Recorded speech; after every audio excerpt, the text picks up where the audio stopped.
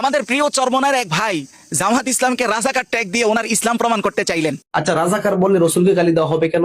আচ্ছা, এটা আমি জানি না কেউ বলেছে কিনা রসুলকে গালি দেওয়া হয়। এটা যদি বলে থাকে তাহলে এটা সঠিক কথা বলে নাই। তবে এই ভাই যেটা বুঝাইতে চাইছেন এটাও যে কত বড় অন্ধত্ব এটা ভাই হয়তো জানেন না। আমি একটু বলি, দেখেন, মূলত এই রাজাকার ব্যাপারটা তো ব্যবহারই হয়েছে টোটালি দাড়ি টুপির বিরুদ্ধে, অর্থাৎ মৌলিকভাবে ইসলামের বিরুদ্ধে। জামাত ইসলাম তো শুধু এখানে একটা প্রধান আসামি, ব্যবহারটা তো আমার বিরুদ্ধে হয়েছে, আপনার বিরুদ্ধে হয়েছে। এখন তিনি সেটাকে ইস্টাবলিশ করতেছেন। দেখেন রাজনৈতিক কি পরিমাণ প্রজ্ঞাহীনতা। এটাকে ফিলোসফির ভাষায় বলে যে সেলফ ফুলফিলিং প্রফেসি, মানে হলো যেই ধারণাটা ভবিষ্যতে তাকেই ধ্বংস করবে ওই ধারণা সে না বুঝে আগ থেকে আবার ইস্টাবলিশ করতেছে। আমরা একটা ইসলামিক দল কি পরিমাণ ইসলামী জ্ঞানে দেউলিয়া হলে এরকম কাজ আমাদের দ্বারাও সম্ভব। দেখেন যে বিষয়টা রাজাকার না, মুক্তিযুদ্ধের পক্ষে বিপক্ষের যে ব্যাপারটা এটা সেকুলাররা করে, এটাকে আমরা ইসলামিকরা করতে পারি? আচ্ছা, করতে পারি কেন? এটা কোরআন থেকে দেখি। সূরা কসাসের 4 নম্বর আয়াতে আল্লাহ আজকের যে ব্রিটিশদের এবং ইউরোপিয়ানদের যে মূলনীতি অর্থাৎ ডিভাইড এন্ড রুল, এই মূলনীতির প্রধান আবিষ্কারক সম্ভবত ছিল ফেরাউন। আল্লাহ নিজে বলতেছে ইন্না ফিরাউনা আলা ফিল আরদি ওয়া জাআলা আহলাহা শিয়া। ফেরাউনের 1 নম্বর মূলনীতি ছিল সে তার দেশের লোকদেরকে দলে দলে বিভক্ত করে দুর্বল করে দিত। যেই একটা গোষ্ঠীকে যদি আপনি কয়েক ভাগে বিভক্ত করেন স্বাভাবিক সেটা দুর্বল হয়ে যাবে। এই টুলসটা সর্বপ্রথম কোরআন বলতেছে এটা ফেরাউন ব্যবহার করছে।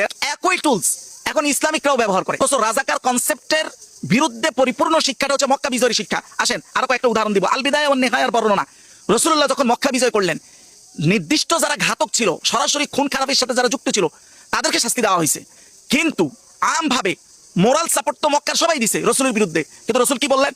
মক্কার মানুষকে রসুল জিজ্ঞাসা করলেন, মা তাজুন্নুন আন্নী ফাইলুন বিকুম, তোমরা কি ধারণা করো আমি এখন তোমাদের সাথে কি করব?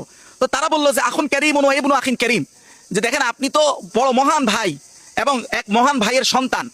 তখন রসুল বললেন ইযহাবু ওয়া আনতুমুত তুলাকা, যাও তোমরা সবাই মুক্ত। আজকে থেকে তোমরা কেউ রাজাকার না, কেউ মুক্তিযুদ্ধের পক্ষের, কেউ মুক্তিযুদ্ধের বিরুদ্ধের, কেউ মক্কা বিজয়ের পক্ষের, কেউ মক্কা বিজয়ের বিপক্ষের না। সালাহুদ্দিন আইয়ুবী যখন এই আজকের বাইতুল মাকদাসকে তৎকালীন সময় পুনরুদ্ধার করেন, এই বাইতুল মাকদাসকে দখল করেছিল ক্রুসেডাররা, যেখানে শত শত নারীকে ধর্ষণ সহ শত শত মুসলিম সন্তানকে হত্যা করা হয়েছে। কিন্তু আল বিদায়া ওয়ান নিহায়ার বর্ণনা 5 নম্বর খণ্ড 55 নং পৃষ্ঠার বর্ণনা, যেখানে স্পষ্ট বলা হচ্ছে যখন সালাহুদ্দিন আইয়ুবী সেই ফিলিস্তিনকে মুক্ত করলেন, সেই খ্রিস্টানদেরকে যারা এই মোরাল সাপোর্টটা দিছে অর্থাৎ রাজাকার, এদেরকে তিনি বললেন আম্মানাহুম আলা হায়াতিহিম, তাদের জিন্দেগির পুরোপুরি নিরাপত্তা তিনি দিয়েছেন। সরাসরি যদি কেউ খুনের সাথে জড়িত না হয়, সাপোর্ট দিয়েছে, তাদেরকে সম্পূর্ণ নিরাপত্তা দিয়েছেন। ওয়াকানু আকসারা মিন মিয়াতি আলফ, তাদের সংখ্যা ছিল প্রায় 1 লক্ষ। তাদেরকে তিনি নিরাপদে, চাইলে এখানে থাকতে পারো, চাইলে এই দেশ থেকে অন্য দেশে শিফট হতে পারো, এর সম্পূর্ণ দায়িত্ব আমরা নিব। এইটা ছিল ইসলামের শিক্ষা। আজকে একটা ইসলামিক দল হয়ে উনি সেই রাজাকারের কনসেপ্ট নিয়ে আরেকটা ইসলামিক দলের বিরুদ্ধে লড়াই করে। কি পরিমাণ আমরা ইসলামিক দল হিসেবে ইসলামিক জ্ঞানে দেউলিয়া। এখানে আল্লাহ সূরা হুজুরাতের